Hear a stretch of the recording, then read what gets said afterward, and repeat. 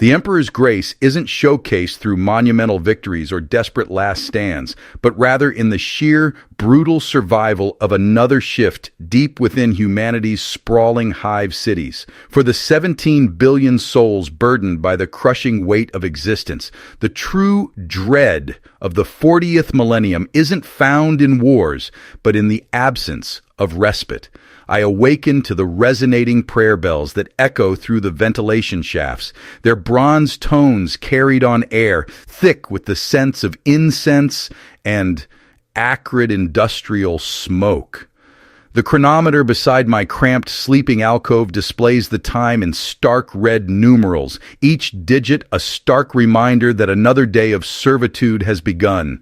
Surrounding me, in bunks stacked 7 high against the ceiling, my fellow workers stir uneasily beneath thin blankets that reek of sweat and palpable fear. The dormitory stretches far beyond my line of sight, a massive cavern crammed with humanity so densely packed the privacy exists only in the fleeting space between one breath and the next. My name is Thaddius Vaughn, and I am essentially nothing. A mere designation on a work roster, a serial number permanently etched beneath my left shoulder blade. I am one of 17 billion souls crammed into Hive Tarsis on the world of Morigle Prime. And my purpose is brutally simple. I manufacture bolter shells, the ammunition that keeps the Imperium's myriad enemies at bay, 12 grueling hours a day, 7 days a week, until my body finally gives out or my faith crumbles, whichever comes first. The morning prayer commences even before my feet touch the frigid metal floor.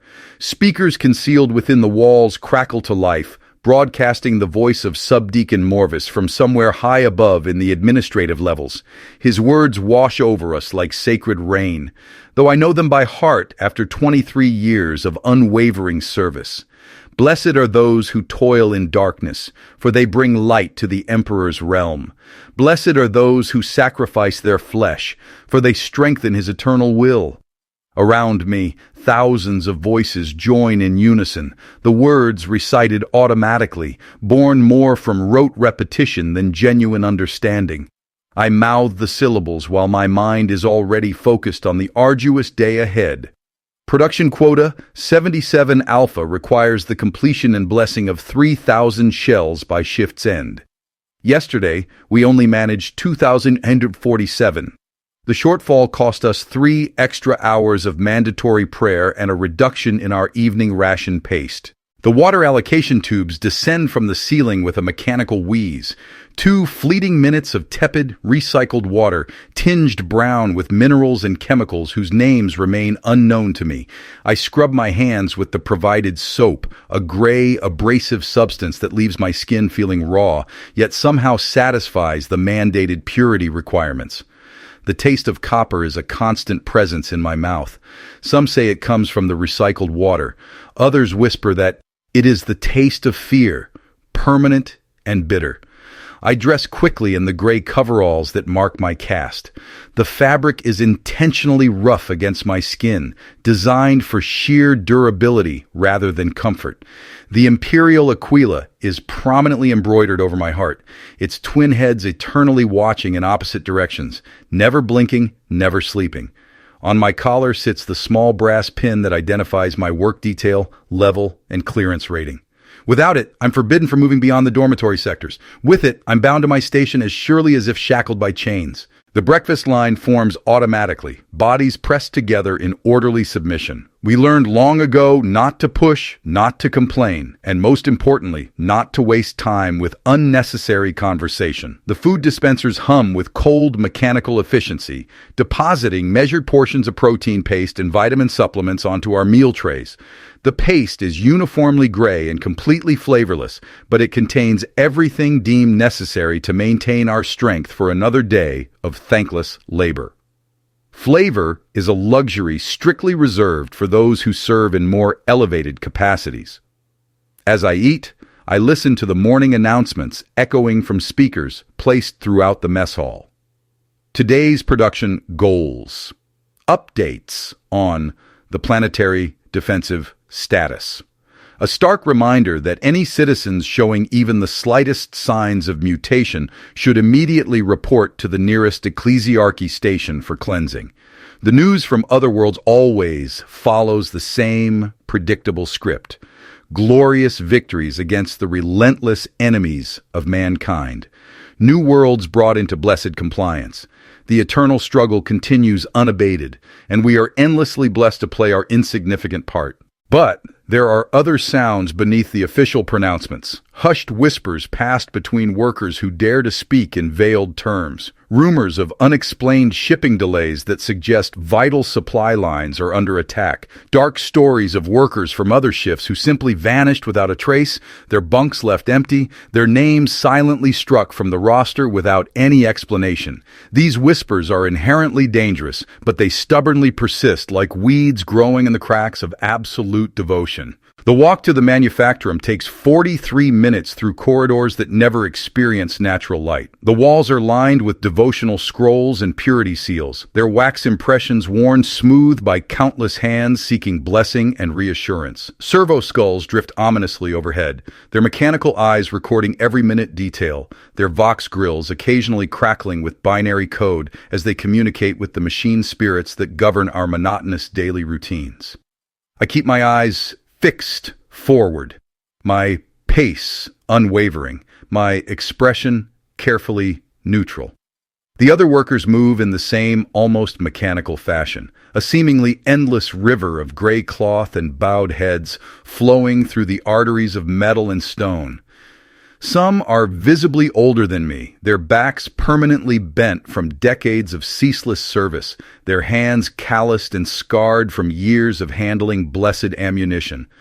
Others are younger, still carrying faint traces of hope in their movements, not yet completely worn down by the grinding reality of their bleak existence. All of us share the same grim destination, the same brutal purpose, and the same inevitable end.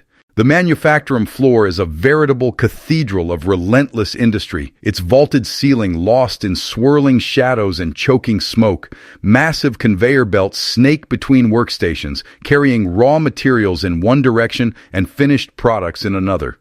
The very air thrums with the deafening sound of machinery, a mechanical hymn that never stops, never slows, and never allows for blessed silence. Steam hisses from pipes overhead, carrying the blessed oils and sanctified unguents that keep the production line properly sanctified. My designated station is number 4779, clearly marked with my designation and blessed with a small shrine dedicated to the machine god. The tools are meticulously laid out with precise care, each one clean and consecrated according to the morning rituals. Shell casings arrive in heavy metal bins, their brass surfaces dull but otherwise free of any imperfection. Gunpowder, blessed by the tech priests, waits in precisely measured portions. Projectiles, each one meticulously inscribed with microscopic prayer scrolls, gleam unnervingly under the harsh, artificial light. The work itself is methodical, almost meditative in its endless repetition. Take a casing, carefully inspect it for any flaws, fill it with a precise amount of blessed powder, seat the projectile firmly, crimp the edge with tools that have been used by 1,000 workers before me. Each shell must be absolutely perfect, because any imperfection in our work inevitably means death for the Emperor's loyal servants who depend entirely on our craftsmanship. This knowledge weighs heavily on us, but it also provides a sense of purpose.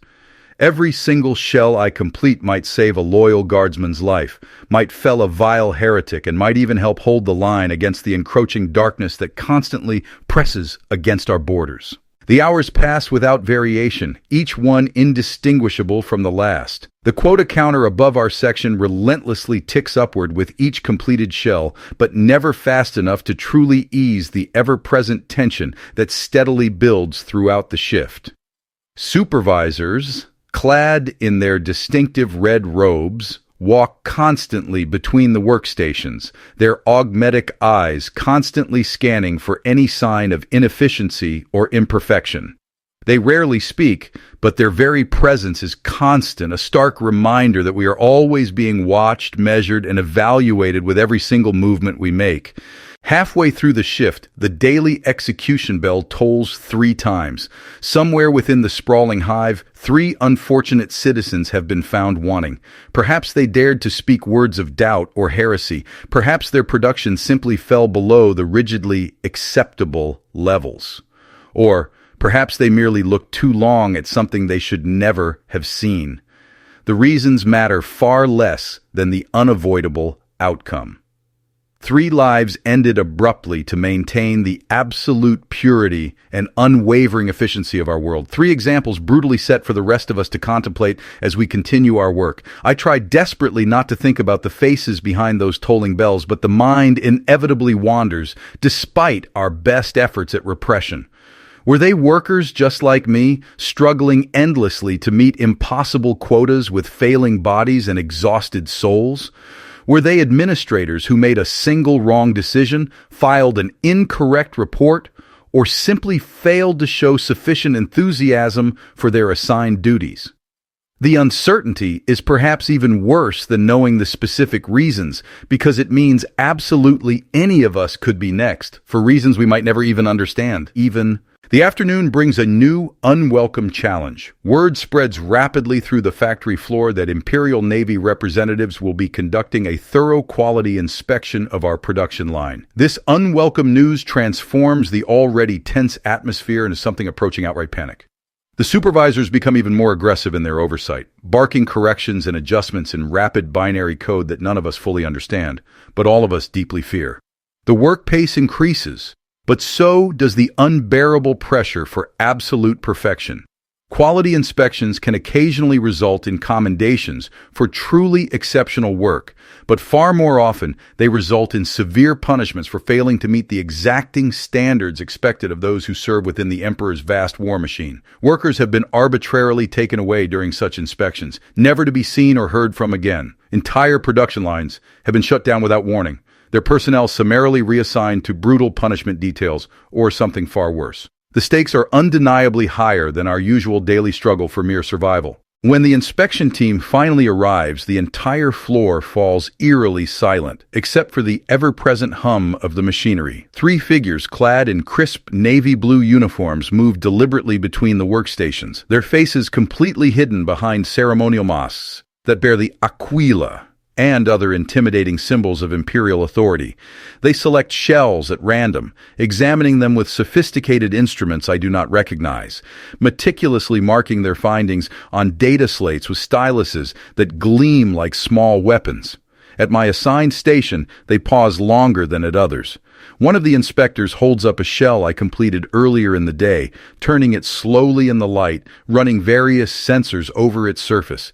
My heart pounds with a frantic rhythm that threatens to shake my very hands, but I somehow manage to keep working, focusing intently on the shell currently in my grasp, desperately trying to appear both calm and utterly competent.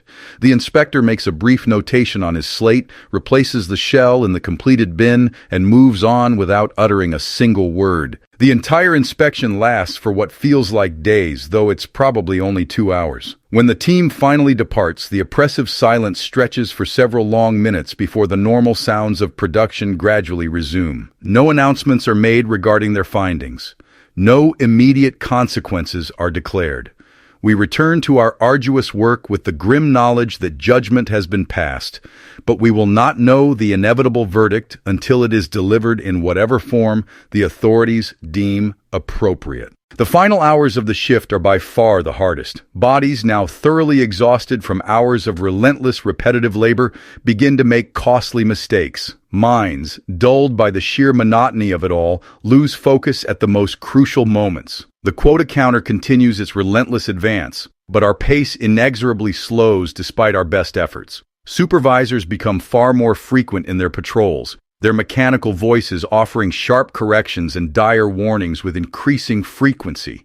The oppressive pressure builds like dangerous steam in the overhead pipes, seeking release that cannot come until the shift bell finally sounds. As the seemingly endless day wears towards its inevitable end, I find myself idly thinking about the world beyond the towering hive walls. Somewhere far above us, beneath a sky I have never seen, the Emperor's valiant armies fight desperate battles whose outcomes ultimately determine whether we live or die. Somewhere among the distant stars, massive ships carry the fruits of our hard labor to faraway worlds where they will serve purposes we can only vaguely imagine. Our small, insignificant contributions become part of something vast and utterly incomprehensible, a war machine spanning the entire galaxy. But these thoughts are inherently dangerous, and I forcefully push them away before they can take root in my mind. My world is this station, this shift, this endless cycle of production and rest. To think beyond it is to risk losing focus, making potentially fatal mistakes, and drawing unwanted attention from those in authority. The universe beyond our walls is simply too large, too complex, and too violent for minds like mine to comprehend. It's far better to simply concentrate on the work at hand, the simple task that somehow gives meaning to our otherwise meaningless existence. The shift bell finally sounds, its shrill tone cutting through the industrial noise like a sword through flesh. Around me, workers straighten their aching backs, gratefully set down their tools, and prepare for the long, weary walk back to the overcrowded dormitories. But the day is far from over. Before we can leave, there are mandatory prayers to recite, equipment to meticulously clean and bless, and final inspections to ensure that nothing has been damaged or misplaced during our long hours of unwavering service. The evening prayer is significantly longer than the morning version, filled with heartfelt gratitude for another day, completed without any disastrous incident, humble requests for strength to face tomorrow's inevitable challenges, and a constant acknowledgement of our utter unworthiness before the Emperor's divine majesty. The familiar words flow over me like tepid water, strangely comforting despite their grim implications. We are nothing, the prayers remind us. We exist solely to serve. Our individual lives matter only as small parts of the much greater whole. After the seemingly endless prayers come the equally mandatory cleansing rituals. We carefully wash our hands and faces with blessed water to scrub away the layers of accumulated industrial grime that builds up during a full day of ceaseless labor, preparing ourselves to enter the sacred spaces where we are allowed to eat and sleep. The cleansing is both intensely physical and deeply spiritual, a daily renewal of our unwavering commitment to purity and dedicated service. Some workers deliberately linger at the washing stations, savoring these few fleeting moments of quiet reflection. Others hurry impatiently through the rituals, eager to reach the long-awaited promise of rest that awaits them. The walk back to the dormitories follows the exact same route as the morning journey, but the corridors somehow feel different in the dim, artificial evening light. Servo skulls are fewer in number, their watchful presence somewhat reduced but never entirely absent. The devotional scrolls seem to absorb the flickering illumination, their sacred words casting ominous shadows that dance and shift with each heavy footstep.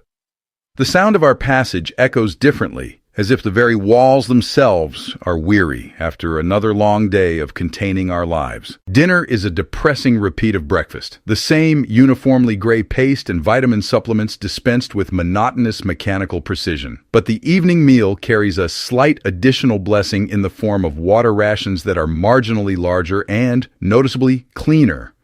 The extra hydration helps to wash away the persistent metallic taste that builds up throughout the day, though it never completely disappears. Conversation during dinner is slightly more relaxed than at other times, though still conducted in hushed whispers and carefully chosen phrases that avoid any potentially dangerous topics. Tonight, there are nervous rumors of a possible celebration being planned for those who exceeded their quotas during the quality inspection. Extra rations, perhaps, or even an additional rest period.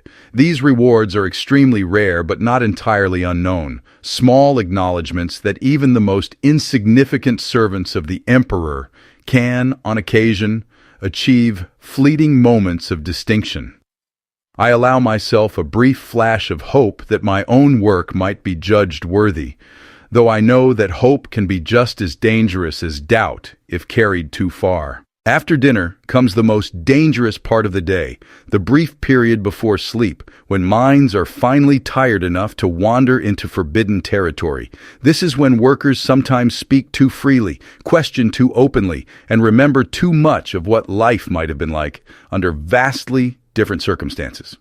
The commissariat is keenly aware of this vulnerability, and their informants are most active during these evening hours, listening intently for any signs of sedition or any sign of weakness that might require immediate correction. I return to my assigned bunk and lie quietly, listening to the collective sounds of 17 billion people settling into uneasy rest. Coughs and hushed whispers echo through the cavernous dormitory. Somewhere in the distance, a child cries softly until soothed by voices too tired to offer anything but the frail hope that tomorrow might somehow be just a little bit easier.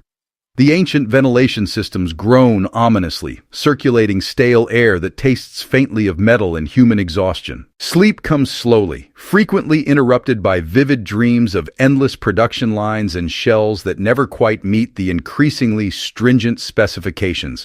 But sleep eventually does come, carrying with it the brief mercy of blissful unconsciousness. For a few precious hours, the crushing weight of our bleak existence lifts. The relentless pressure of quotas and inspections fades temporarily. The constant awareness of being perpetually watched and measured dissolves into blessed darkness.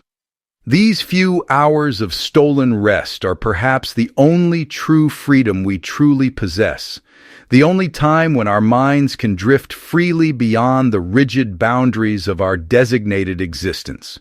Morning inevitably arrives far too soon, announced by the same monotonous prayer bells, the same resonant bronze voices carrying the same sacred words. The chronometer displays its stark red numbers, marking another day in a relentless cycle that will continue unabated until my body completely fails or my faith finally falters.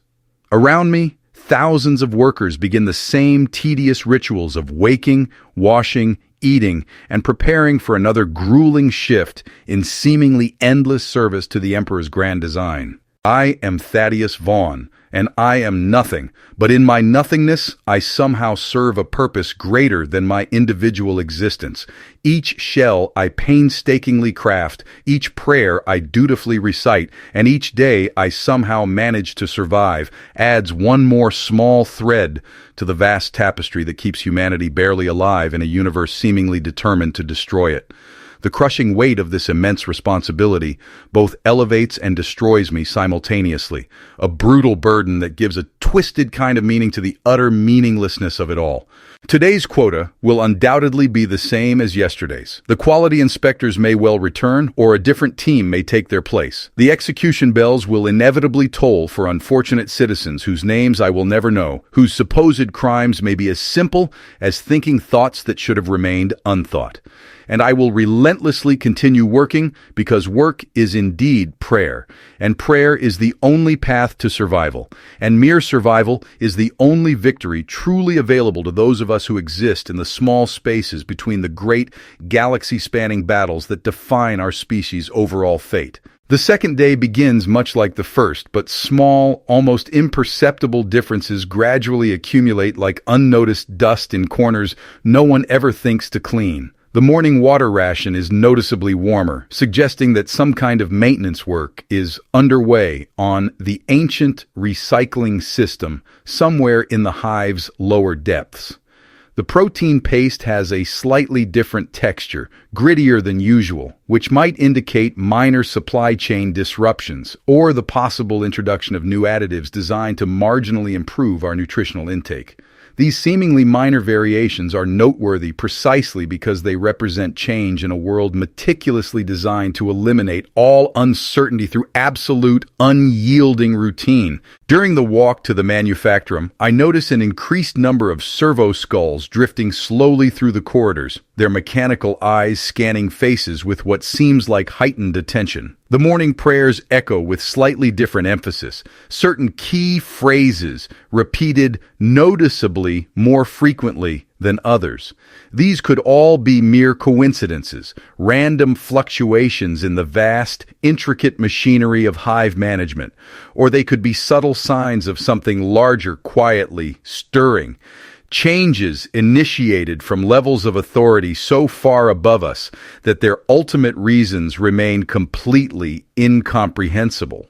At my workstation, the morning blessing rituals feel far more urgent today. The tech priest overseeing our section performs additional, more elaborate prayers over the machinery, carefully anointing key components with sacred oils while chanting in rapid binary code that carries faint undertones of concern. The morning quota announcement comes with several new addendums regarding quality requirements. Precision tolerances tightened to margins that will be exceedingly difficult to achieve without drastically slowing our already strained pace.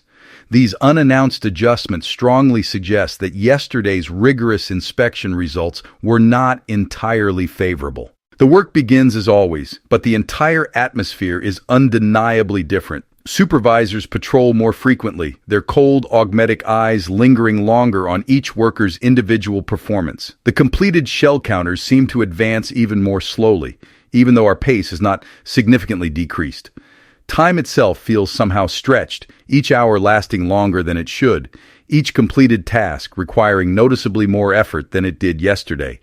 The oppressive weight of increased scrutiny presses down on us like a tangible physical force. Midway through the morning shift, a terse announcement crackles ominously over the Vox speakers. Production Line 77 Beta has been selected for additional quality assurance measures. This is our line, our section, our workstations. The unwelcome news spreads quickly through the workforce like ripples in a still pond, each person absorbing the implications without any visible reaction, but silently feeling the internal shift from routine concern to active fear. Additional quality assurance can mean any number of things, none of them entirely positive. Within an hour, the precise nature of the additional measures becomes chillingly clear. New supervisors arrive from the upper levels, their distinctive red robes bearing unfamiliar symbols that clearly carry significant authority. They immediately establish observation posts at key locations throughout our section, their cold, augmetic eyes recording every movement, every gesture, every slight deviation from optimal performance. Data slates appear suddenly in their mechanical hands, styluses poised to record judgments that will ultimately determine our continued usefulness to the Emperor's grand design. The oppressive pressure intensifies steadily throughout the day. Every shell must be absolutely perfect, every movement utterly efficient, and every single moment productive. There is now absolutely no room for the small errors that normally pass unnoticed, no tolerance for the minor variations that are simply part of human imperfection. We must somehow work with the cold precision of machines while simultaneously maintaining the prayer-focused mindset expected of truly faithful servants. The inherent contradiction creates unbearable tension that builds steadily in both muscles and minds alike. During the midday break, disturbing news arrives that sends fresh waves of anxiety rippling through the workforce. 3 workers from the previous night shift have been suddenly selected for transfer to alternative service assignments. Their stations now stand conspicuously empty, their tools hastily redistributed among the remaining personnel. No explanation is offered for their abrupt removal, but the timing strongly suggests a direct connection to yesterday's highly critical inspection results. The intended message is chillingly clear without being explicitly stated. The afternoon brings fresh, unwelcome challenges as production quotas are suddenly adjusted sharply upward to somehow compensate for the drastically reduced workforce. We must now maintain the same overall output with significantly fewer hands, achieve the same incredibly high-quality standards with dramatically increased time pressure. The brutal mathematics of this grim equation are both simple and terrifying. Someone will inevitably fail to meet the impossible requirements. Someone will undoubtedly draw negative attention, and someone will inevitably join the ever-growing ranks of those who mysteriously disappear without any explanation. I focus intently on my assigned work with desperate intensity, allowing hard-earned muscle memory to guide my trembling hands, while my mind furiously recites every prayer I have ever learned. Each completed shell becomes a desperate meditation on unwavering duty and sheer survival. A small offering to the distant emperor who watches over us all from his golden throne. The repetitive motions take on an almost ritual significance, each carefully crimped edge a silent plea for just one more day of unnoticed service, each completed round a desperate prayer for continued existence. As evening inevitably approaches, the dreaded quality assessments begin in earnest. Supervisors collect seemingly random samples from each workstation, examining them with sophisticated instruments that measure tolerances far beyond human perception. Their cold mechanical voices announce their findings in rapid binary code, judgments rendered in precise mathematical calculations that reduce all human effort to cold, statistical data, pass or fail, acceptable or deficient, useful or expendable. The categories are absolute and unforgiving, admitting absolutely no middle ground. When they finally reach my station, time itself seems to slow to a crawl. The supervisor's cold, augmetic eyes scan my completed work, while various sensors detect microscopic imperfections invisible to normal vision. Data flows swiftly across his slate in streams of cryptic numbers and symbols that might as well be prophecies of impending doom. I continue working methodically while he evaluates, desperately trying to project an air of calm competence, while internal voices whisper dangerous fears too terrible to consciously acknowledge. The supervisor makes brief notes, replaces my samples, and moves silently to the next station without uttering a single comment. His prolonged silence could mean anything: tentative acceptance or utter damnation, subtle approval or outright condemnation. In a rigidly hierarchical system where all communication flows only downwards through increasingly impenetrable layers of authority, the calculated absence of any information becomes a sophisticated form of psychological torture. We are left to desperately interpret the meaning of that oppressive silence, to somehow read hidden meaning into cold, mechanical expressions, to find fragile hope or utter despair in the smallest of gestures. The shift finally ends without ceremony, the daily bell cutting sharply through the industrial noise with its fleeting promise of temporary rest. But any real rest feels virtually impossible under the crushing weight of accumulated tension. The additional supervisors remain at their posts, their unsettling presence a constant reminder that our every action is being measured against exacting standards we cannot fully comprehend. Tomorrow will inevitably bring either vindication or dire consequences, reward or punishment, continued thankless service or alternative assignments, whose true nature we dare not even contemplate. The evening rituals proceed with unusual solemnity. Prayers are recited with an added fervor. Washing ceremonies are performed with extra care. Meals are consumed in near silence, broken only by the quiet sounds of thousands of people trying desperately to find some small measure of comfort in routine.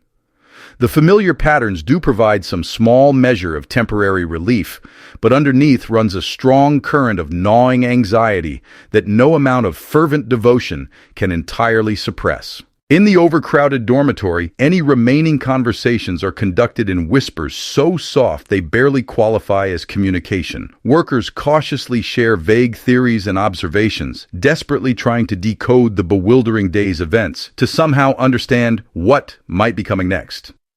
Some speak quietly of friends who disappeared during previous quality assurance periods, their ultimate fates unknown, but almost certainly final.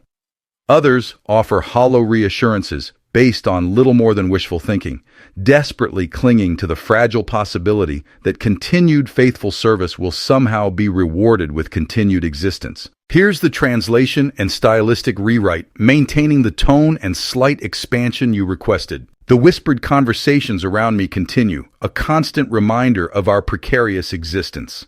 I lie in my bunk, straining to catch their meaning, hoping to discern some pattern that might offer a glimpse into tomorrow's uncertainties. Yet, the system we serve operates on principles far beyond our grasp, guided by priorities that transcend individual lives or even entire planetary systems. Our value exists only collectively as data points in statistical models that weigh production output against resource expenditure, meticulously balancing quality control against the inevitable loss of personnel. Sleep offers little respite, haunted by mechanical eyes and measuring instruments in my dreams.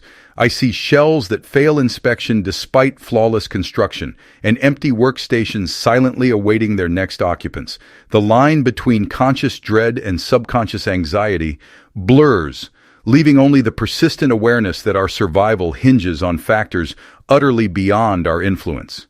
We exist at the whim of evaluations conducted by minds, both human and artificial, judged according to criteria that shift without warning or explanation.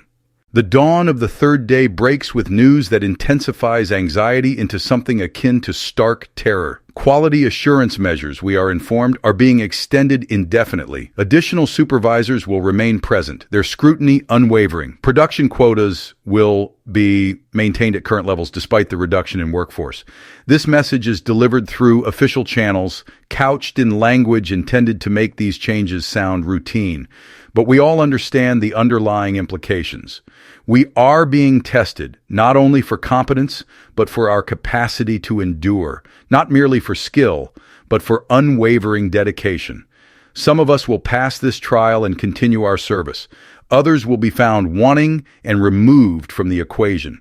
The selection process, we are assured, will be objective, mathematical, and final.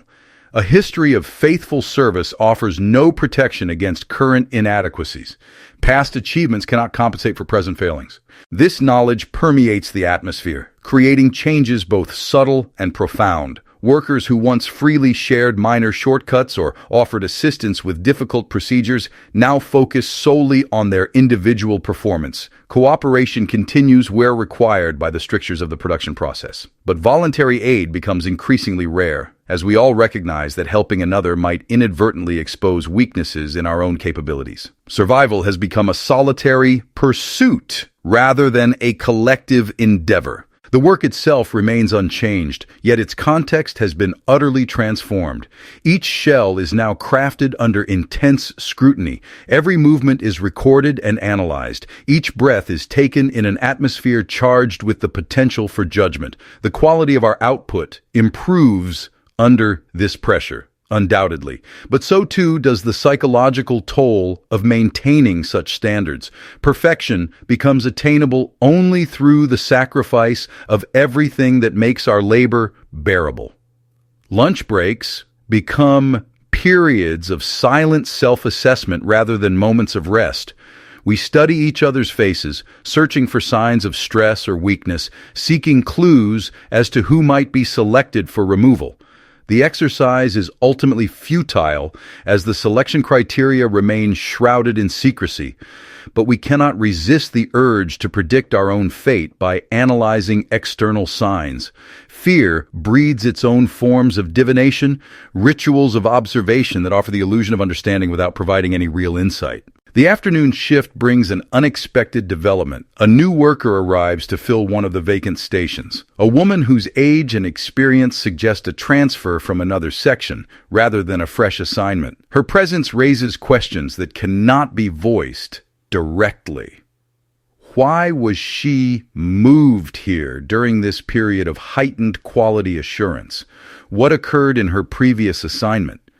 Does her arrival signify confidence in our section's performance, or is it a prelude to further workforce adjustments?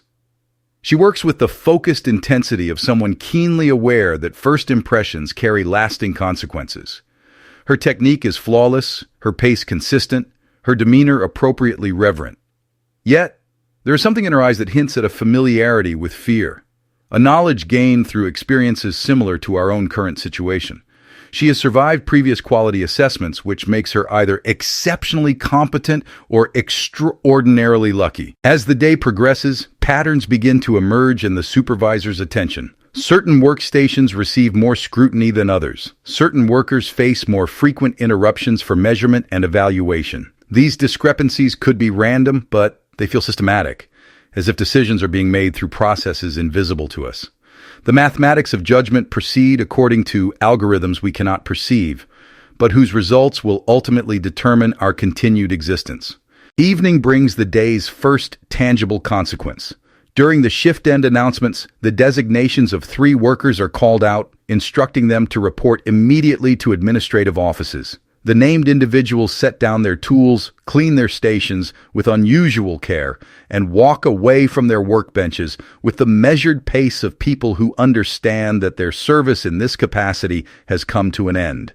Whether they will be reassigned, retrained, or processed for alternative forms of contribution remains unstated. Their departure leaves gaps in the production line that will need to be filled, quotas that must be met with a further reduced workforce. The mathematics become increasingly unforgiving as the available personnel shrink while expectations remain constant.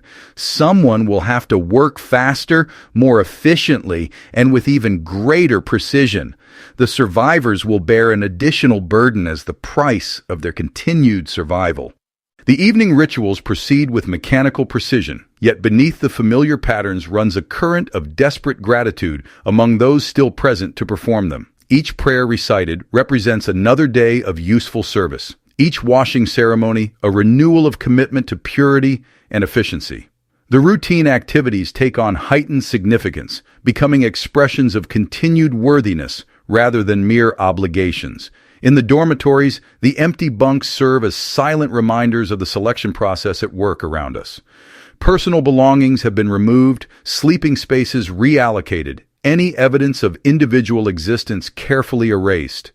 The efficiency of this erasure suggests long practice, the existence of systematic procedures for managing the transition from useful service to alternative contribution. The system operates with the smooth precision of a machine designed precisely for these purposes. Sleep remains elusive, interrupted by the nagging awareness that tomorrow will bring fresh evaluations, new opportunities for failure, and additional chances to be found wanting. The quality assurance period continues without a specified end date, a perpetual examination that could conclude at any moment, with judgments both positive and negative. We exist in a state of suspended resolution, useful servants whose usefulness is under constant review. Dreams blend with waking thoughts, creating a continuous stream of anxiety punctuated by brief moments of unconsciousness. The boundaries between rest and work, sleep and vigilance, safety and danger become increasingly blurred. Everything becomes part of the evaluation process. Every moment a test of worthiness for continued service. The totality of existence narrows to the single question of whether tomorrow will bring another opportunity to demonstrate our usefulness to the Emperor's grand design. Morning arrives with the familiar bells and unfamiliar announcements. The quality assurance period has produced preliminary results, though these will not be shared with the workforce until final evaluations are complete. This news provides no comfort, only confirmation that judgments are being made through processes beyond our influence or understanding.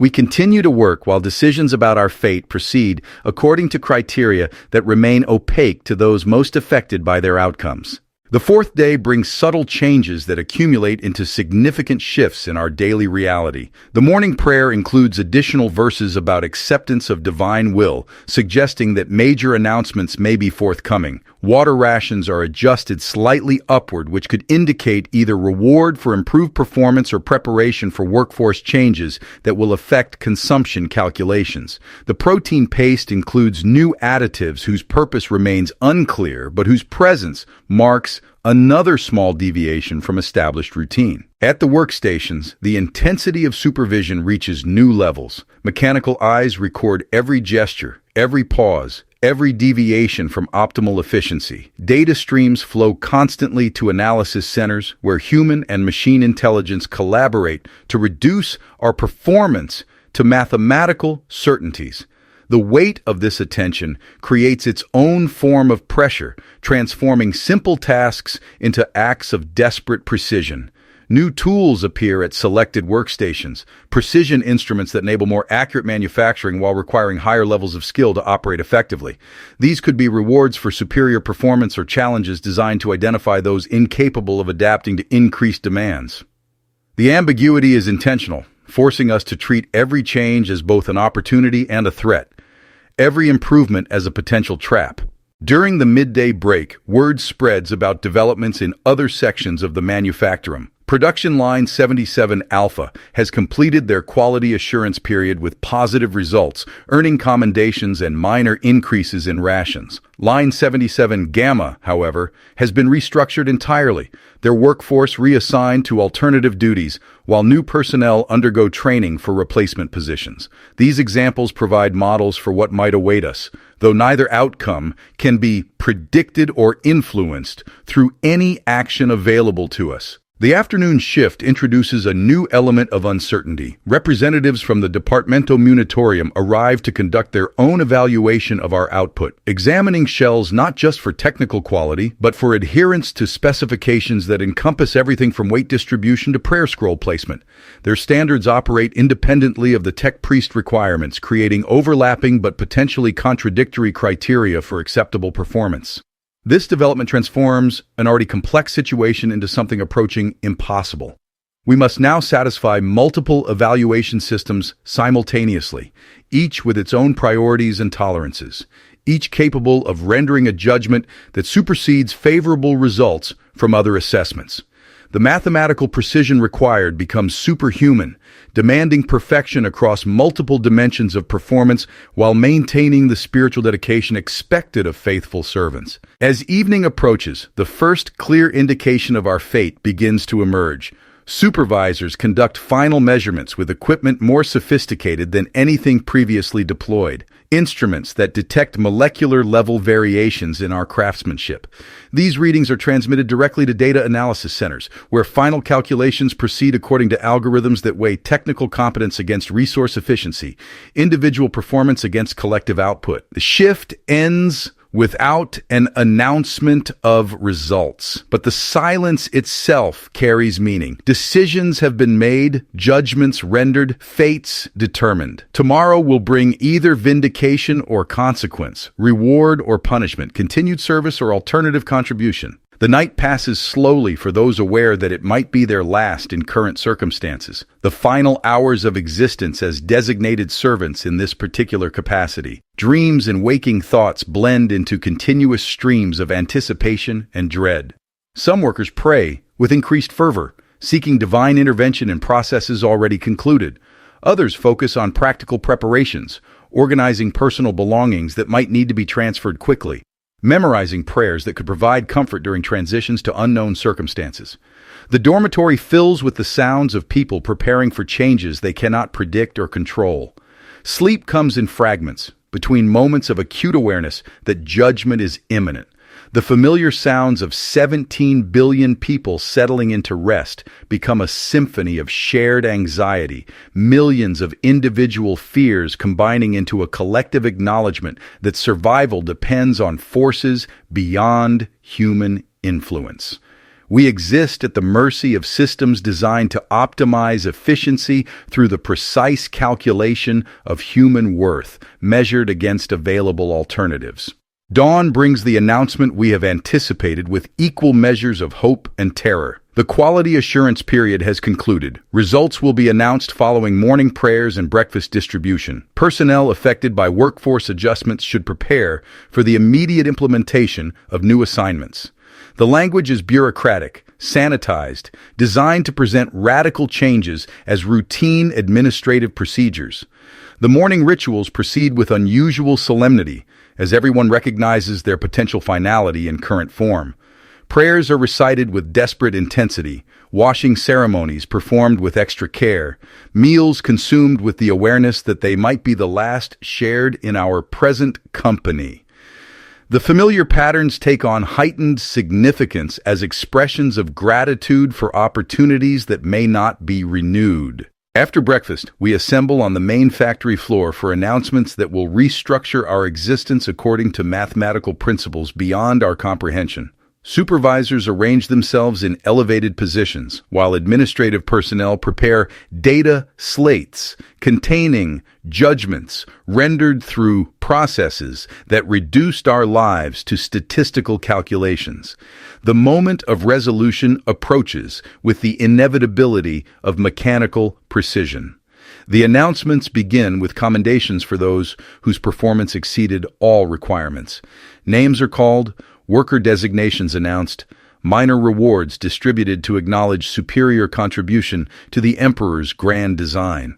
These individuals will continue in their current assignments with enhanced status and slightly improved conditions. Their success provides evidence that excellence is possible, achievable through absolute dedication to prescribed duties. Next come the neutral assessments, the majority verdict for those whose performance met requirements without distinction. These workers will continue their current assignments without change, their service deemed adequate for continuation under existing parameters. The news brings relief rather than celebration, survival rather than triumph. Continued existence represents victory in a system designed to eliminate redundancy through continuous evaluation. Finally, the redistributions are announced. Worker designations called for alternative service assignments, their skills deemed better suited for different contributions to imperial efficiency. The language remains neutral, administrative, carefully designed to present termination as an opportunity for enhanced service in capacities better matched to individual capabilities. Those selected respond with the disciplined acceptance expected of faithful servants, gathering their belongings while maintaining appropriate gratitude for continued usefulness to the Emperor's will. I listen to these announcements with the focused attention of someone whose fate hangs in balance between categories whose boundaries remain unclear until the moment of proclamation. My worker designation approaches alphabetically, the inevitable resolution drawing closer with each name announced. The mathematics of judgment proceed according to criteria I cannot influence, but whose results will determine whether tomorrow brings familiar routine or an unknown alternative. When my designation is finally called, it comes in the second category: adequate performance, continued assignment, survival without distinction. The relief is overwhelming, a flood of gratitude for the opportunity to continue serving in a familiar capacity. Another day, another shift, another chance to contribute to the vast machinery that keeps humanity alive in a universe determined to destroy it. But the relief is tempered by awareness of those selected for redistribution. Workers whose service in this capacity has ended despite years of faithful dedication. Their departure leaves spaces that will be filled by new personnel, the cycle of evaluation and replacement continuing with mechanical precision. The system operates according to principles that optimize collective efficiency through the calculated sacrifice of individual continuity. The day concludes with modified routines, adjusted for reduced personnel and redistributed responsibilities. Those remaining must absorb additional duties while maintaining the same quality standards that prompted the recent evaluation period. The mathematics become more challenging, but the consequences of failure remain absolute. Excellence is not optional when survival depends on continued usefulness to purposes greater than individual existence. Evening brings the first glimpse of our new reality. Empty workstations are cleaned and prepared for incoming personnel, whose training will proceed according to lessons learned through recent quality assurance procedures. The efficiency of this transition demonstrates a system's capacity for continuous optimization, its ability to process human resources with the same mechanical precision applied to raw materials and finished products. The new workers arrive within hours of the announcements, their gray coveralls fresh from supply distribution, their faces carrying expressions familiar from memories of my own first day 23 years ago. They move with the careful attention of people aware that initial impressions will influence all subsequent evaluations. Their gestures measured and appropriate, their silence broken only by whispered prayers for guidance and acceptance. I watch them take positions at stations recently vacated by workers whose names are already being erased from rosters and records. The continuity of production supersedes individual identity, the flow of shells maintaining its rhythm despite the human changes that punctuate but never interrupt the greater process.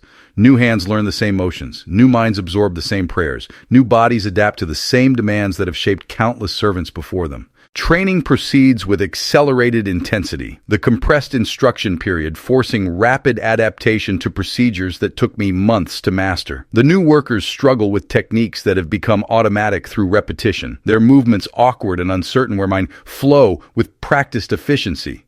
But they learn quickly, driven by the awareness that competence must be demonstrated before evaluation periods conclude with permanent judgments. During the midday break, I find myself assigned as a mentor to one of the new arrivals, a young woman whose worker designation marks her as fresh from the education sectors, where citizens receive basic training before assignment to productive duties. Her questions reveal gaps in understanding that I remember from my own early service, uncertainties about procedures and expectations that experience gradually resolves through accumulated observation and instruction. She asks about the workers who previously occupied these stations, what happened to them, whether their reassignment represents advancement or punishment. I provide answers that acknowledge the transitions without speculating about their nature, explanations that satisfy curiosity while avoiding dangerous territory. The fate of redistributed personnel is not discussed in detail. Their alternative service assignments described only in terms that emphasize continued contribution to imperial purposes. But her questions awaken thoughts I have learned to suppress. Memories of other workers who disappeared during previous evaluation periods, faces that became absent without explanation or acknowledgement. The young woman's concern about her predecessor's mirrors, worries I once harbored, fears that experience has taught me to contain rather than resolve. Some knowledge is too dangerous to pursue, some understanding too costly to achieve. The afternoon shift proceeds with the awkward rhythm of mixed experience levels, seasoned workers adjusting their pace to accommodate newcomers while maintaining production quotas that admit no reduction for training periods. The efficiency calculations remain constant despite personnel changes, demanding that collective output continue at established levels regardless of individual capability variations. The mathematics of this requirement force additional effort from those capable of superior performance. As evening approaches, the new workers display signs of exhaustion that I remember from my own early days. The physical demands of continuous precision work, combined with the psychological pressure of constant evaluation, create a fatigue that goes beyond mere tiredness. Their movements slow despite conscious efforts to maintain pace. Their attention wavers despite awareness that concentration is essential for survival in their current assignments. During the shift-end prayers, their voices join the collective recitation with an enthusiasm born from genuine gratitude for the opportunity to serve. The words carry a different meaning for those who have not yet learned to recite them automatically, whose faith remains conscious rather than habitual. Their devotion reminds me of emotions I once felt, but have learned to moderate through years of accumulated experience with the reality behind the sacred language. The evening meal provides an opportunity for informal instruction in survival techniques that are never officially discussed, but are essential for long-term continuation in current assignments. I share knowledge about pacing work to avoid premature exhaustion, about maintaining attention without appearing overly focused, about projecting appropriate levels of competence without drawing excessive scrutiny.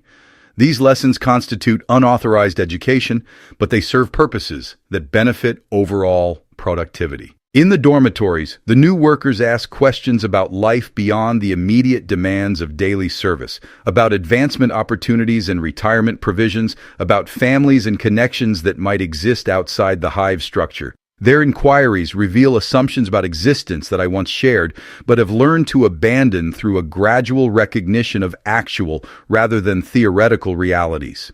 The answers I provide are gentle but accurately truthful, delivered in doses that can be absorbed without causing despair. Sleep comes more easily tonight, the successful completion of another evaluation period providing temporary relief from the constant anxiety that accompanies uncertain status. But the relief is limited by the knowledge that assessment never truly ends, that performance monitoring continues during every moment of service, that future evaluations will arrive with the same mathematical precision that characterized recent proceedings. Survival represents only a temporary victory in a system designed for continuous optimization through calculated replacement. Dreams carry fragments of conversations with redistributed workers, memories of colleagues whose service concluded during previous quality assurance periods, faces that become increasingly difficult to recall as time passes and new personnel fill the spaces they once occupied. The human cost of efficiency improvements remains visible only in these unconscious moments when rational suppression of dangerous thoughts relaxes its protective control. Morning brings news that transforms recent victories into renewed uncertainties. The Manufactorum has been selected for inclusion in a system-wide efficiency enhancement program, a comprehensive review of operations that will examine every aspect of production from raw material acquisition through finished product distribution. The announcement presents this development as a recognition of our excellence, a reward for the superior performance demonstrated during recent evaluations, but experience suggests alternative interpretations. System-wide reviews often precede major restructurings, wholesale changes that optimize performance through methods more radical than personnel redistribution. Entire facilities can be relocated, production lines completely redesigned, workforce requirements altered according to calculations that encompass factors beyond local efficiency measurements.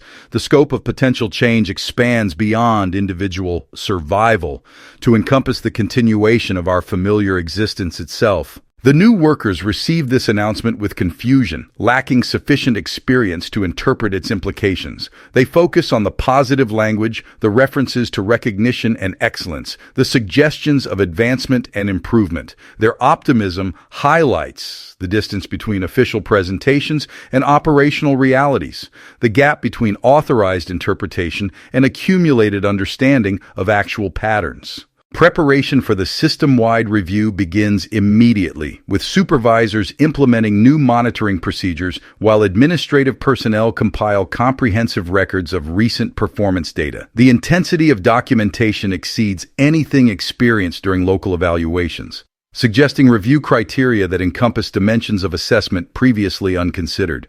Every aspect of our operation will be measured against standards whose nature and origin remain unspecified. Work continues under this enhanced scrutiny, but the atmosphere shifts in ways both subtle and profound. Conversations become more guarded, movements more calculated, expressions more carefully controlled. The awareness of comprehensive evaluation creates behavioral modifications that ripple through every interaction, every gesture, every moment of existence within the monitoring environment. We become conscious performers in a production whose script remains unknown to the actors. The days blur together under constant observation, each shift blending into the next through a shared awareness that judgment proceeds according to criteria beyond our comprehension. The new workers adapt quickly to this atmosphere, their initial enthusiasm replaced by the focused intensity required for survival under conditions of perpetual assessment. They learn the unspoken rules through observation and instruction, absorbing survival techniques that are essential but never officially acknowledged. Food rations are adjusted according to calculations that factor in the review period's enhanced demands. Portions increase slightly to maintain productivity under stress conditions that exceed normal operational parameters. The improvement is minor but noticeable, a small acknowledgement that extraordinary circumstances require modifications to standard resource allocation.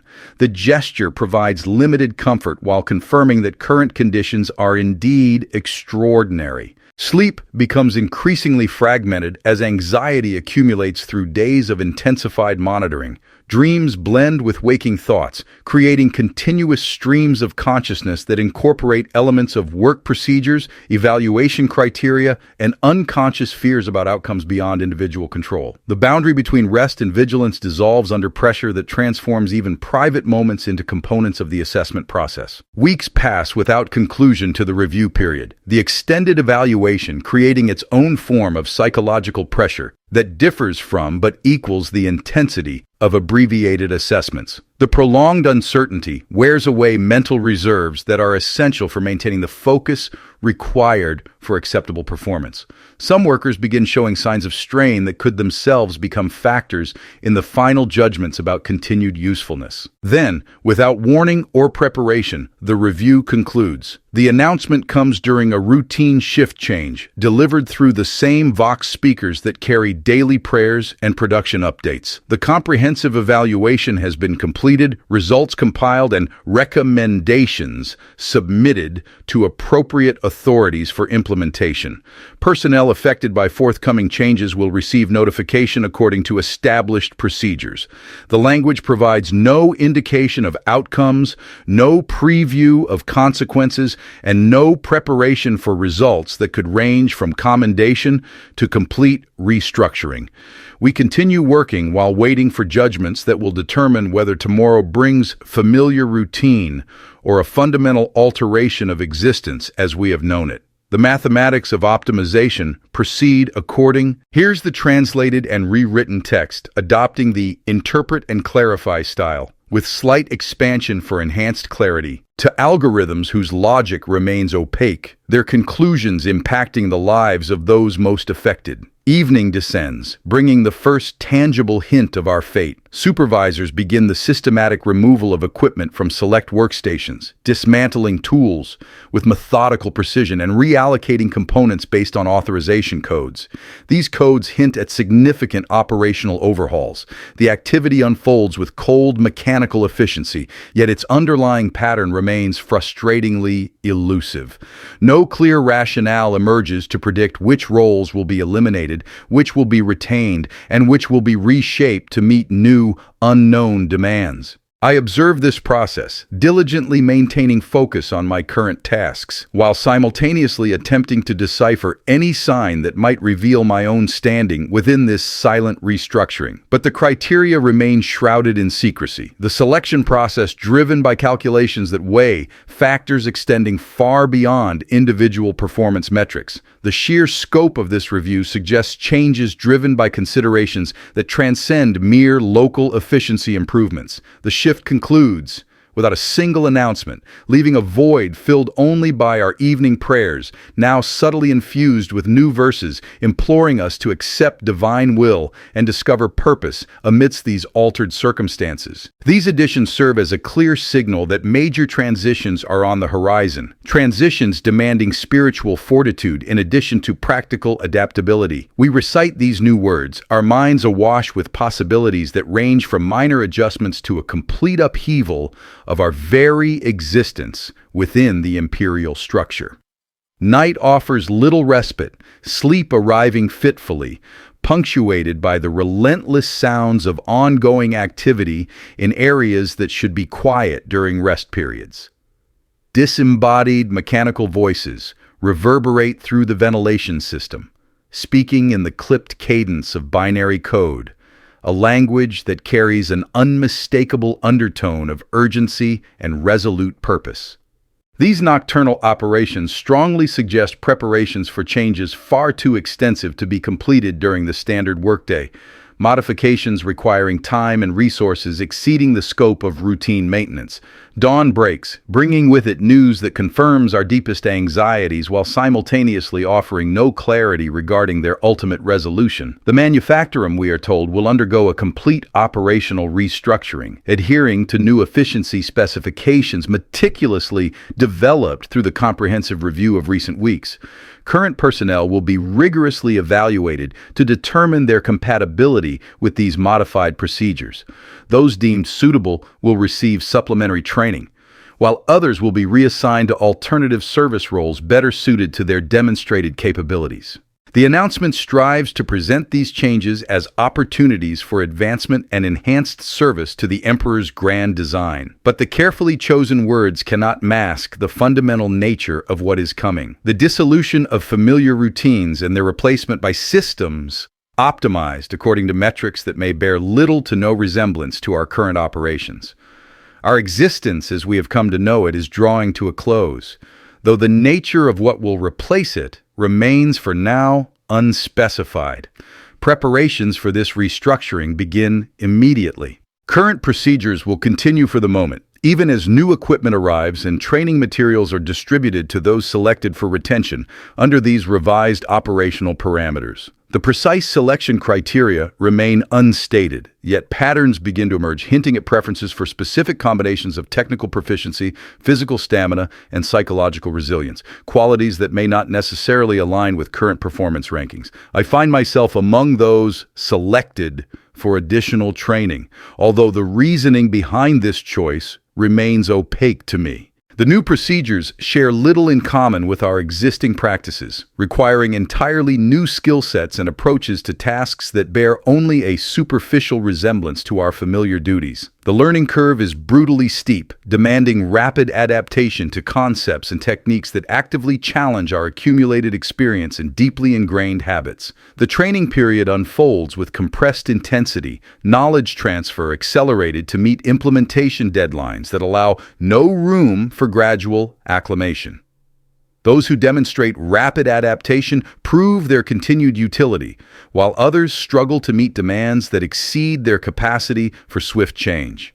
This process serves a dual purpose: education and final evaluation. It teaches us new skills while simultaneously identifying those deemed incapable of transitioning to these modified operational parameters. As the restructuring gains momentum, the physical environment undergoes a dramatic transformation that mirrors the shifts in personnel. Familiar equipment vanishes, replaced by new machinery operating on fundamentally different principles, even as it serves the same ultimate objectives. Workstation layouts are reconfigured. The flow of materials is redirected. The very rhythm of production shifts to accommodate new procedures that optimize efficiency through previously unconsidered methods. The new workers, those who arrived during the recent evaluation period, seem to adapt more readily to these changes. Their limited experience with current procedures, providing less resistance to modification than my own decades of ingrained habit. They embrace the new training with an enthusiasm that I struggle to match, their flexibility highlighting the psychological toll exacted by extended service under the previous operational parameters. Change becomes more difficult as familiarity deepens. Adaptation demanding ever greater effort when long-established patterns must be abandoned. But adaptation proceeds, driven by the imperative for survival and acceptance of whatever modifications serve the greater efficiency of imperial production. I learn these new techniques, acutely aware that further changes may well follow. Optimization, it becomes clear, is not a destination to be reached and maintained, but rather an ongoing process. The system evolves continuously, and we, its human components, are expected to evolve in tandem, or face replacement by alternatives better suited to emerging requirements. Weeks blur into a continuous cycle as the restructuring nears completion, the new operational parameters solidifying through a series of accumulated modifications and adjustments. The final configuration bears little resemblance to the arrangements that preceded it. Efficiency gains have been achieved through methods that demanded a comprehensive reimagining of fundamental procedures. Production capacity is amplified, while resource requirements are simultaneously reduced. Mathematical optimization achieved through the willing adaptation of human labor to the dictates of machine logic. On the day the restructuring is officially declared complete, we assemble for ceremonies marking the transition from the old procedures to the new operational parameters. Prayers are offered for successful adaptation and continued service under these modified conditions. Supervisors deliver carefully crafted addresses acknowledging our flexibility and dedication throughout the transition period. The carefully chosen language emphasizes continuity rather than change, presenting this radical transformation as a natural evolution of our existing commitment to imperial service. But beneath the veneer of ceremonial recognition lies a palpable awareness of what has been lost in the pursuit of optimization. Familiar routines that once provided psychological comfort, personal relationships that blossomed through shared experience, the individual identities that found expression within the previous operational constraints. The human cost of this relentless drive for efficiency remains unacknowledged in official assessments, in the cold, hard calculations that weigh productivity gains against resource expenditures. Entirely overlooking the intangible losses that defy quantification.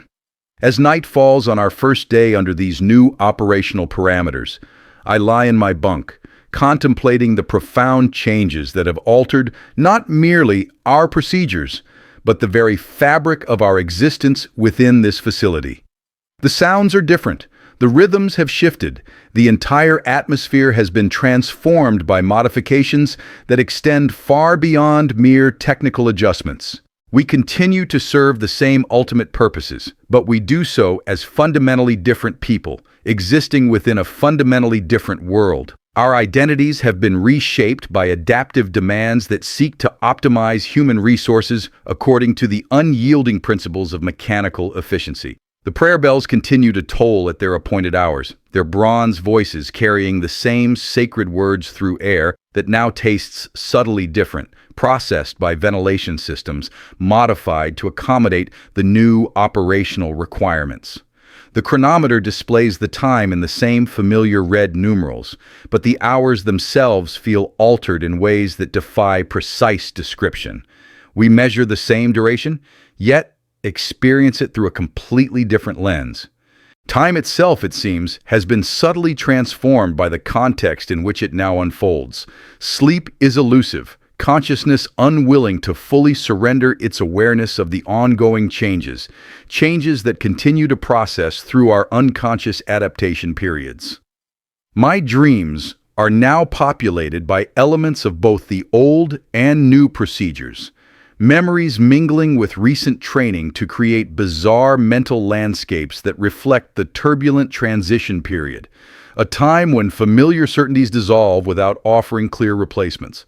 My mind struggles to integrate experiences that actively challenge its established patterns of understanding and expectation. Morning arrives, bringing with it the first full operational day under the new parameters, a time to test theoretical training through practical application. The procedures feel alien, despite the weeks of preparation, muscle memory conflicting with conscious instruction, ingrained habits requiring constant, deliberate correction. But adaptation proceeds, driven by repetition and necessity, competence emerging gradually as theory is forged into practiced routine. The other workers display similar adjustment challenges, their movements uncertain and tentative where previous operations flowed with effortless precision. But we adapt together, this shared uncertainty forging new bonds to replace the relationships lost through the restructuring. New forms of cooperation emerge as we navigate these unfamiliar procedures, while simultaneously striving to maintain production standards that allow no reduction for transitional difficulties. Days accumulate into weeks as the new operational parameters become increasingly familiar, though never entirely comfortable. The modified procedures prove demonstrably effective in achieving their designed objectives, production efficiency increasing, resource consumption decreasing, all according to the optimization calculations. Our adaptation serves the greater purpose, even as it transforms us into subtly different versions of ourselves, our identities reshaped through unwavering service to requirements that supersede individual preferences. But beneath the surface of this seemingly successful adaptation, unresolved questions linger. What became of the workers deemed unsuitable for retention under the new parameters? Where were they reassigned? And do their alternative service assignments offer them a continuation of meaningful existence? The answers to these questions are conspicuously absent from official channels, leaving room for speculation that ranges from cautiously optimistic to utterly terrifying, depending on individual psychological tendencies and accumulated experience with imperial administrative procedures. The young woman I mentored during the previous transition approaches me during a brief rest period. Her questions now focus on long-term prospects rather than immediate survival. She inquires about advancement opportunities, about retirement provisions, about the possibility of family connections existing beyond the rigid structure of the hive. Her inquiries reveal assumptions about existence that I vividly recall from my own early service, hopes that experience will gradually temper, hopes that reality will slowly erode. I provide answers that acknowledge these possibilities, while simultaneously tempering expectations with a practical awareness of the system's limitations. Advancement exists, but it follows criteria that may bear little resemblance to individual aspirations. Retirement provisions are indeed available, but they may take forms quite different from anticipated outcomes. Family connections remain possible, but they must be carefully balanced against service obligations that take absolute precedence over personal relationships. These conversations carry an unspoken weight of responsibility that extends far beyond the mere transfer of information. The guidance I provide will inevitably influence the expectations and decisions that shape another person's adaptation to Imperial service requirements. The weight of this influence underscores my own transformation from someone who once received such guidance to someone who now provides it. The cycle of experience continues, passed down through the generational transfer of accumulated knowledge. As months pass under the new operational parameters, the modified procedures become sufficiently ingrained to allow consciousness to drift during routine operations. The mind, no longer entirely consumed by technical requirements, begins to process the broader implications of our situation. We exist within vast systems designed for optimization through continuous modification. Human resources constantly adjusted according to shifting requirements that serve purposes extending far beyond our individual understanding. The prayer bells continue to toll at their appointed hours, their bronze voices carrying words that provide a sense of continuity despite the profound operational changes. But the prayers themselves seem different when recited under these new circumstances. Familiar syllables carrying altered meanings through contexts that have shifted in fundamental ways. The sacred language adapts to the changed reality, while maintaining a surface consistency that masks a deeper transformation. Production quotas are met with increasing regularity as adaptation reaches completion, efficiency targets achieved through the flexible adaptation of human effort to the dictates of machine requirements. Our success demonstrates the system's inherent capacity for optimization through the calculated modification of operational parameters. But success is tempered by the awareness that further changes may well follow, that optimization is not a fixed destination, but rather a relentless, ongoing process. In quiet moments between shifts, when consciousness is free to contemplate existence beyond immediate technical requirements, I find myself pondering the larger purposes served by our continuous adaptation. The shells we manufacture contribute to conflicts whose nature and location remain entirely unknown to us. The efficiency improvements we achieve through modified procedures serve strategic objectives that extend beyond planetary boundaries, encompassing entire star systems and sectors whose names we will likely never learn. Our significance exists solely in the aggregate, our individual contributions meaningful only as components of a collective output that serves the Emperor's grand design. This knowledge provides a sense of purpose, even as it underscores our fundamental insignificance. The enduring paradox that defines the existence of countless billions who serve functions they cannot fully comprehend. We are both essential and expendable simultaneously, both valuable and easily replaceable, all according to calculations that weigh our current utility against future requirements. The new workers continue to ask questions about prospects and possibilities, their inherent optimism gradually tempered by accumulated experience, but never entirely extinguished. Hope persists, despite the overwhelming evidence that individual aspirations must be subordinated to collective needs, that personal advancement serves the system's requirements rather than individual fulfillment. The cycle continues as fresh personnel arrive to replace those processed for alternative service assignments, each new generation learning the same enduring lessons through direct experience rather than through formal instruction. Tonight, as I lie in my bunk listening to the hushed sounds of 17 billion people settling into a restless sleep, I contemplate the vast machinery of existence that encompasses our lives while extending far beyond our comprehension. Somewhere, far above the highest levels of this hive, beneath stars I have never seen, The Emperor's servants are making decisions that will determine whether tomorrow brings familiar routine or further, unexpected adaptation requirements. Our fate hinges on judgments rendered according to criteria we can neither influence nor fully comprehend.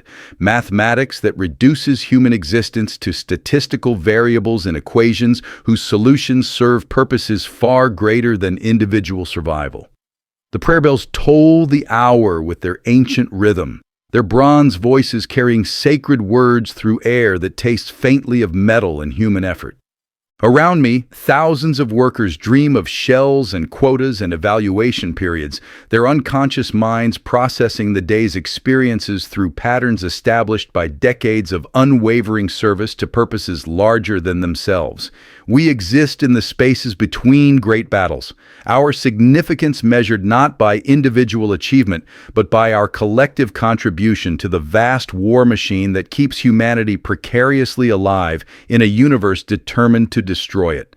I am Thaddius Vaughn, and I am nothing. But my nothingness serves something far greater than individual existence. Each shell I craft adds one more thread to the vast tapestry that holds the line against the encroaching darkness. Tomorrow will bring another shift, another quota, another day of service under parameters that may change without warning or explanation. And I will continue to work because work is prayer, and prayer is survival, and survival is the only victory available to those who exist in the spaces between the battles that define our species' fate. The chronometer displays its red numerals, marking the relentless passage of time. Time that flows according to rhythms established by authorities whose names I will never know, whose faces I will never see, whose decisions will irrevocably determine whether I wake tomorrow to a familiar routine or to changes that will reshape my existence in ways I cannot possibly predict or prepare for. The uncertainty is absolute, but so too is the certainty that service continues, regardless of individual preference or understanding. In the darkness, between one breath and the next, between consciousness and dreams, between this moment and whatever comes after, I exist as a part of something too vast to fully comprehend, but far too essential to abandon.